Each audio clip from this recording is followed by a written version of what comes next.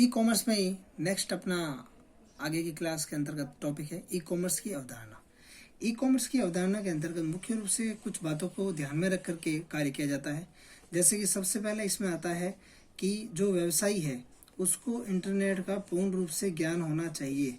अगर इंटरनेट का ज्ञान नहीं होगा तो वह बिना इंटरनेट के इस वेबसाइट के माध्यम से कार्य नहीं कर सकता है और उसको जो नुकसान उठाना पड़ सकता है। दूसरा, व्यापारी की इसमें मुख्य रूप से रुचि होनी चाहिए इस व्यापार को करने के लिए। अगर रुचि नहीं होगी तो उसे हमेशा लाभ की जगह हानि ही मिलेगी और यह सामने आपको दिखता नजर आएगा। इसमें कोई भी कुछ नहीं कर सकता है। जब तक व्यवसाय की व्यापार में कार्य करने की रुचि नहीं होगी, जब तक यह व्यवसाय नहीं चलेगा एवं जब तक व्यापारी को इंटरनेट का पूर्ण रूप से ज्ञान नहीं होगा, यह कार्य संभव नहीं हो पाएगा।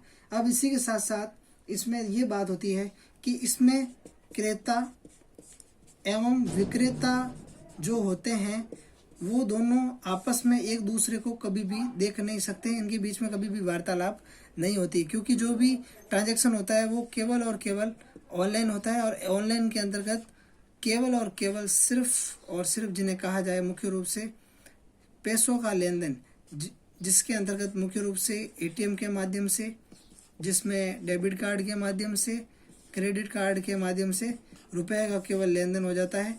और साथ ही साथ आपको जो माल होता है वह उसकी समय सीमा के अंतर्गत आपके घर पर पहुंच जाता है। अब इसके अंतर्गत इनको सफलतापूर्वक संपन्न करवाने के लिए कुछ बातें महत्वपूर्ण होती है जिनको अपन में ध्यान में रख करके कार्य करना पड़ता है। अगर वह व्यवसायी इन बातों को ध्यान में रख करके कार्य करता है तो उसे व्यापार में निश्चित ही सफलता मिलती है। तो आइए देखते हैं अपन कि किस प्रकार से ये जरूरी है कि हम इन बातों को ध्यान में रख करके अगर कार्य करें तो हमारा व्यापार मुख्य रूप से सक्षम हो सकता है।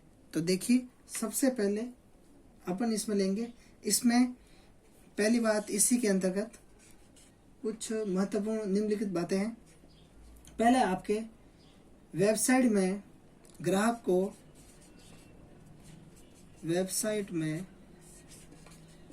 ग्राहक के लिए वस्तुओं का आदेश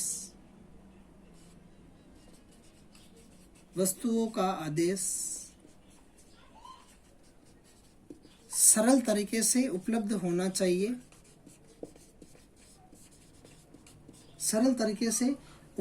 चाहिए। और उसको भुगतान की जो तरीका है, भुगतान का तरीका भी सरल होना चाहिए।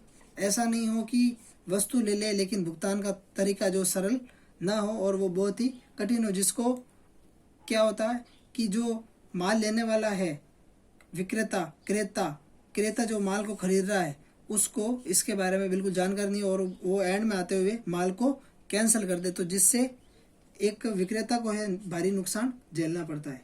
दूसरा, इसमें ग्राहक को यानी कि जो माल ले रहा है ग्राहक को उत्पादों व सेवाओं की पूर्ण रूप से जानकारी प्रदान करनी होती है। सेवाओं की जानकारी वेबसाइट पर पूर्ण एवं आकर्षक होनी चाहिए। ये तो बात आपको भी पता है, अपन भी कभी मार्केट में सामान कुछ लेने के लिए जाते हैं तो यदि वहाँ पर कुछ इस प्रकार की आकर्षक सामान अगर अपन को दिखता है तो सबसे पहले अपनी नज़र उसके ऊपर जाती है और सबसे पहले अपन वो चीज़ इसको ले लेते हैं। तो इसका आप स्क्रीनशॉट ले लीजिए, ये इंपॉर्टेंट है आपके लिए और इसके नोट्स भी बना सकते हैं। स्क्रीनशॉट ले लिया होगा, इसको क्लीन करता हूँ मैं अब और आगे लिखता हूँ। 5 से 6 पॉइंट है वो आपके लिए महत्वपूर्ण है, बाकी तो नॉर्मली बहुत सारी अलग अलग जगह अलग अलग दिए हुए हैं। तीसरा है इसमें विश्वसनीयता बहुत ही जरूरी है। ऐसा नहीं हो कि जिस ग्राहक ने आपको माल का ऑर्डर एकदम ओरिजिनल वे में दिया है और उस ग्राहक का जो ऑर्डर है आप एक तो सही समय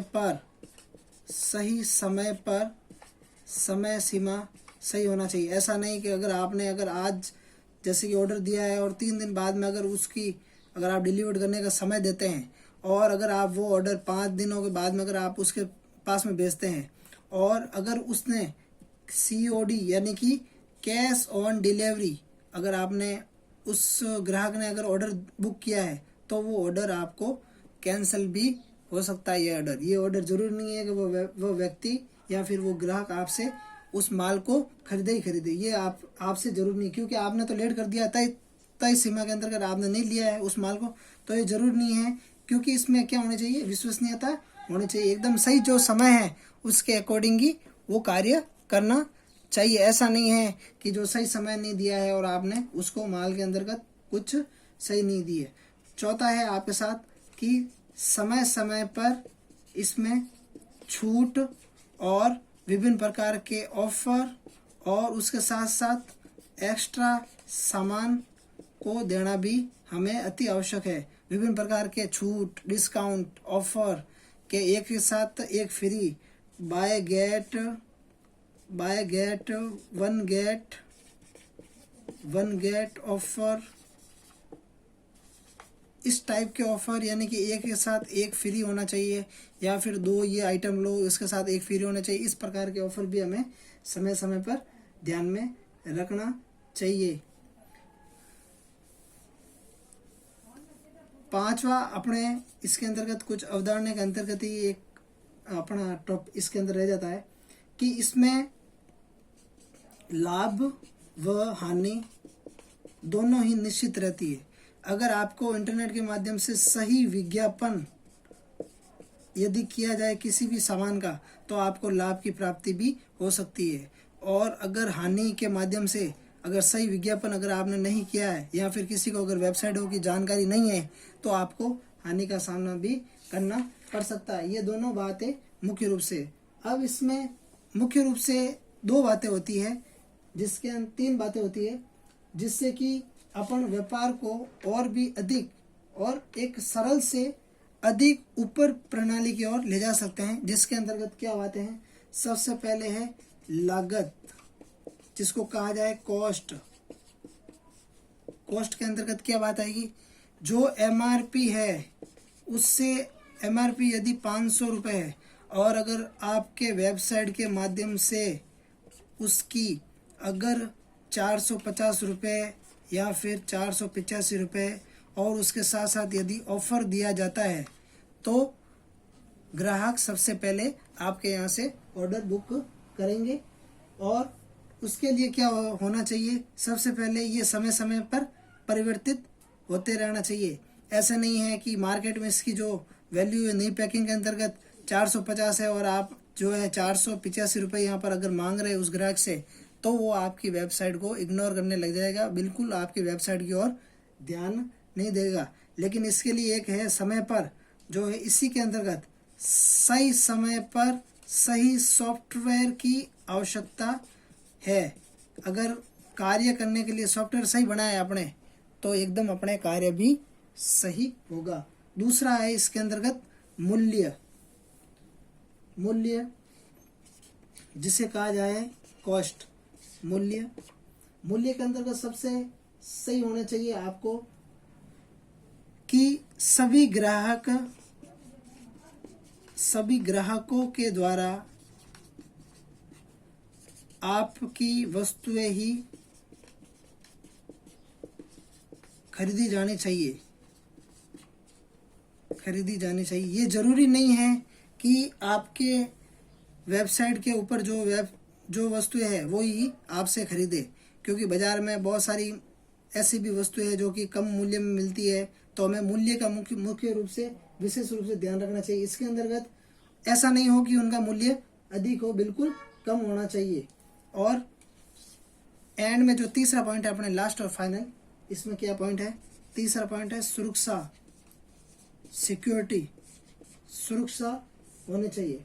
मुख्य रूप से ये ऐसा होना चाहिए इसमें कि किसी भी प्रकार की सुरक्षा के अंतर्गत दुरुपयोग न हो। दुरुपयोग किस रूप से, जैसे कि उस व्यक्ति से अपन ने माल के कुछ पैसे दे दिए हैं या फिर उससे पैसे ले लिए है और उस व्यक्ति तक अभी तक सामान नहीं पहुंचा है, तो उसकी सुरक्षा भी अपन को देनी होती है। ऐसा में क्या होता है कि अपनी जो साख होती है, अपनी जो गुडविल होती है, अपनी ख्याति होती है, उसके ऊपर पूरा रूप से जो बहुत बुरा प्रभाव पड़ता है।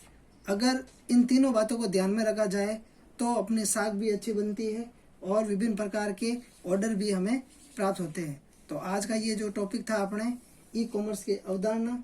अब आगे नेक्स्ट टॉपिक के अंतर्गत अपन देखेंगे ई कॉमर्स का कार्य क्षेत्र और उनके लाभ।